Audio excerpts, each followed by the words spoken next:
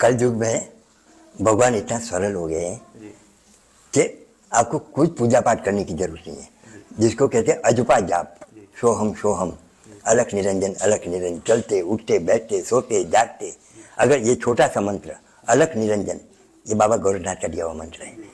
तो जब शिव समाधि में रहते हैं तो जो ब्रह्मांड का जो सर्जन है उनका संचालन है, तो अपने शरीर में से एक ज्योति निकलती है, उसी में से नाथ संप्रदाय की पैदाइश हुई है।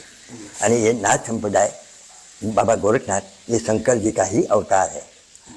यानी वो जिसको कहते हैं एक होता है स्थिर यानी एक होता है चलायमान। जो शिव है वो स्थिर है, एक जगह पर स्थिर है। यानी ये जो बाबा गोरखनाथ है वो चलायमान है। तो संसार में अगर चलायमान नहीं रहेगा तो सुख दुख का कैसे पता चलेगा, लोग कहाँ कहाँ भटकेंगे। तो हमारे शिव ने दो विभाग बना दिया है।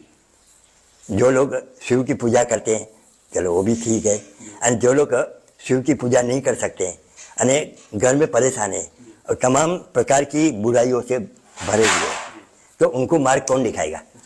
तो एक नाथ संप्रदाय ऐसी रचना बनी है कि भ्रमण करिए, जहाँ जहाँ बुराई है वहाँ आप रास्ता दिखाइए, भूले भटके लोगों को मार्ग दिखाइए। तो हम गुजरात छोड़ा, महाराष्ट्र छोड़ा, हम यूपी में आ गए, अपनी तपोस्थली पर आए हैं। यानी ये तपोस्थली से जितना मेरा नाथ संप्रदाय का जो इनका मुख्य रहस्य, गोरखनाथ का जो रहस्य है, ऐसा तो कथा करने जाऊँ तो महीना बरसों बीत जाए, लेकिन संक्षिप्त में मैं इसका रहस्य लोगों को समझाता हूँ। रहस्य में है कि आपको कोई पूजा पाठ करने की जरूरत नहीं है। पहले आप अपना खान पान शुद्ध बनाइए। हाँ, तो क्या महाराज जी इस आत्मा का लक्ष्य इस स्थान पे ही पूरा हो जाएगा?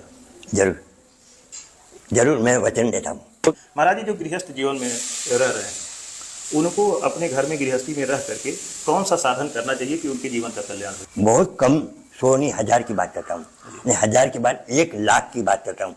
1 लाख गृहस्थाश्रम में से एक व्यक्ति उसमें से बाहर निकल पाएगा, बाकी वो भवन में वही महाराज जी जो लोग अपने घरों में ही रह रहे हैं, अपने गृहस्थ जीवन का पालन कर रहे हैं, वो भी उनके लिए तो कुछ उपाय होगा, कुछ रास्ता होगा कि वो भी अपने जीवन का कल्याण कर लें, भजन साधन या जैसे भी कर पाए कुछ मार्ग। बहुत सरल उपाय है। अगर हम किसी की भलाई नहीं कर सकते हैं तो किसी की बुराई भी मत करो, ये भी एक बहुत बड़ा आप धर्म कर रहे हो। दूसरी बात, जीव हिंसा, अगर हम किसी को जिला नहीं सकते हैं तो आपको मारने का भी अधिकार नहीं है।